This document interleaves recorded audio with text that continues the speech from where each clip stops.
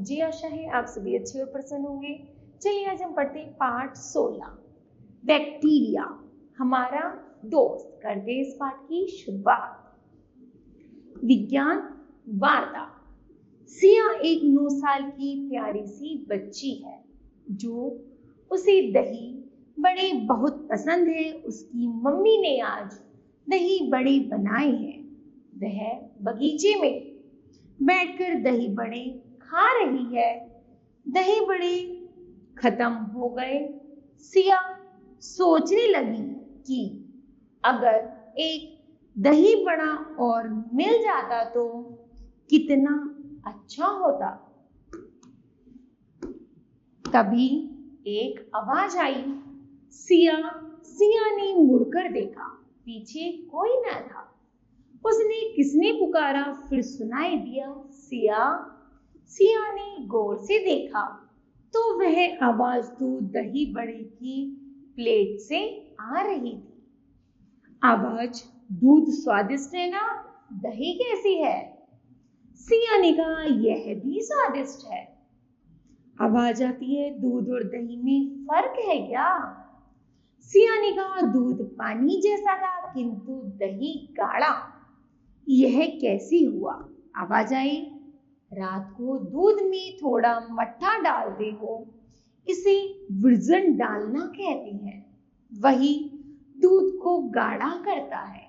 हमारे आसपास कई जीव राशियां हैं जैसी गाय, बकरी, मुर्गा, मक्खी तथा मच्छर आदि। ऐसे ही कितने जीव हैं, इन सबको हम देख सकते हैं।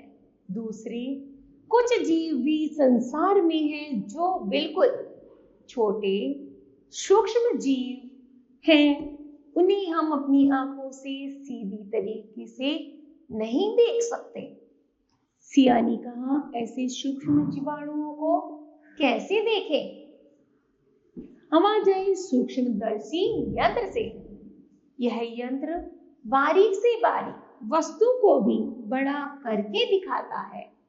जीव राशियां कई प्रकार की हैं, उनमें एक बैक्टीरिया है। दूध को दही में बदलने वाला बैक्टीरिया ही है।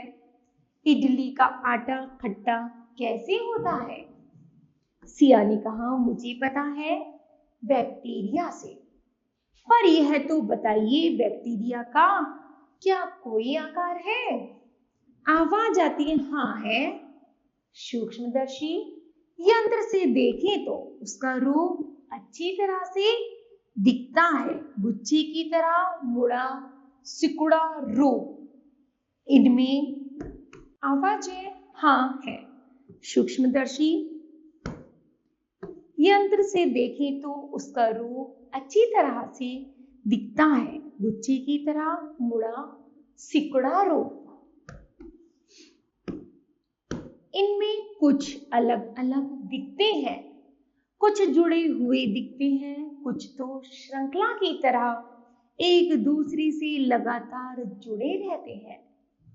आपने कभी अंगूर का गुच्छा देखा है? उसी तरह बैक्टीरिया साथ मिलकर गुच्छेदार होती है। सिया ने कहा, ये बैक्टीरिया कहाँ पलते हैं? आवाज आई, पानी में, जमीन पर, हवा में, सभी जगह जीवित रहते हैं। तुम्हें पता है बैक्टीरिया कैसे बढ़ते हैं? एक बैक्टीरिया 2 अंशों में बढ़ता है। 2 का 4 होता है, 4 का 8 होता है। इस तरह से अलग अलग होते हजारों की संख्या में बढ़ते हैं। सिया ने कहा, बैक्टीरिया तो एक आश्चर्यजनक जीव है। आवाज आई, कुछ बैक्टीरिया हमारी भलाई करते हैं, कुछ हमें हानि पहुंचाते हैं। सिया ने कहा, वे कैसे हमारा भला करते हैं और हमें हानि कैसे पहुंचाते हैं? आवाज आई, हवा बहती है, बगीचे के पेड़ हिलते हैं, पत्ते नीचे गिरते हैं। थोड़े दिनों बाद सिया, एक भी पत्ता जमीन पर नहीं होगा। सब कहाँ चले गए? क्या धरती में समा गए? खोद कर भी तो नहीं है, क्या मिट्टी में मिलकर मिट्टी हो गए? कैसे? आवाज आई, मिट्टी में बहुत सारे बैक्टीरिया हैं। पत्तों को बैक्टीरिया नष्ट करता है, यानी उन्हें छिन्न भिन्न तहस नहस कर देता है। न हमारे बैक्टीरिया का कमाल, पत्ते मिट्टी में मिल जाए तो मिट्टी उपजाऊ हो जाती है। सिया ने कहा, यह तो मैं समझ गई। अब बैक्टीरिया के दूसरे रूप की चर्चा करते हैं। आवाज आई, अच्छा बताओ पानी कहाँ से मिलता है? सिया ने कहा, कुआं, नदी, तालाब, झील आदि पानी के साधन है। आवाज आई, अच्छा हमारे पीने का पानी कैसा होना चाहिए? सिया ने कहा, साफ होना चाहिए। आवाज आई, ऐसा यदि न हो तो? सिया ने कहा, बीमारी फैलेगी। आवाज, पानी गंदा कैसे होता है?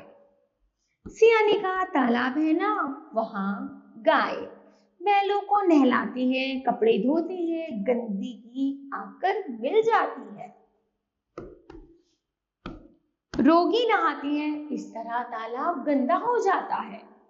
कुएं के पास नाली बहती है, नदियों में कारखानों की बेकार चीजें बहा दी जाती हैं, इस तरह पानी गंदा हो जाता है। आवाज आई, अशुद्ध पानी में क्या होता है? सिया ने कहा, बैक्टीरिया होती है, इससे रोग फैलता है। आवाज है, रेशमा नाम की लड़की थी, उसने तालाब का गंदा पानी पिया, जानती हो क्या हुआ? उसे बीमारी हो गई। सिया ने कहा, कैसी बीमारी? आवाज आए, टाइफाइड बुखार आया, सिर दर्द और चक्कर आया, खांसी भी थी, धीरे धीरे दुबली होने लगी, छोटी आंत में छेद हो गया, इससे पेट में दर्द होने लगा। बेचारी रेशमा, उसे बहुत तकलीफ हुई, दूषित पानी में छिपे बैक्टीरिया से टाइफाइड बुखार हुआ। सिया ने कहा, टाइफाइड को रोकने के लिए क्या करना चाहिए? आवाज आई, पानी को उबालकर पीना चाहिए, करीब 20 मिनट तक पानी उबालना चाहिए या उसे फिल्टर करना चाहिए। आजकल कई तरह के फिल्टर बने हैं जो पानी में छिपे बैक्टीरिया को नष्ट कर देते हैं। पानी में क्लोरीन डालने से भी पानी शुद्ध हो जाता है। सिया ने कहा, हाँ यह तुमने ठीक कहा। सिया ने कहा, पर दोस्त तुमने अभी तक अपना नाम नहीं बताया। आवाज मुस्कुराते हुए, मेरा नाम बैक्टीरिया है। सिया, पर तुम हो कहाँ? आवाज, मैं तुम्हारी प्लेट में हूं। तब किसी ने सिया के कंधे पर हाथ रखा, सिया उठ बैठी। उसकी सहेली पूजा सामने खड़ी थी और कह रही थी, कब से पुकार रही हूं पर तुम कैसे सुनती? सो जो रही थी? सिया ने कहा, सो कहाँ रही थी, मैं तो दही जमाने वाले दोस्त से बातें कर रही थी। इस तरह बच्चों यह पाठ समाप्त होता है। मुझे आशा है कि आप सभी को भी यह पाठ अवश्य समझ आया होगा। धन्यवाद।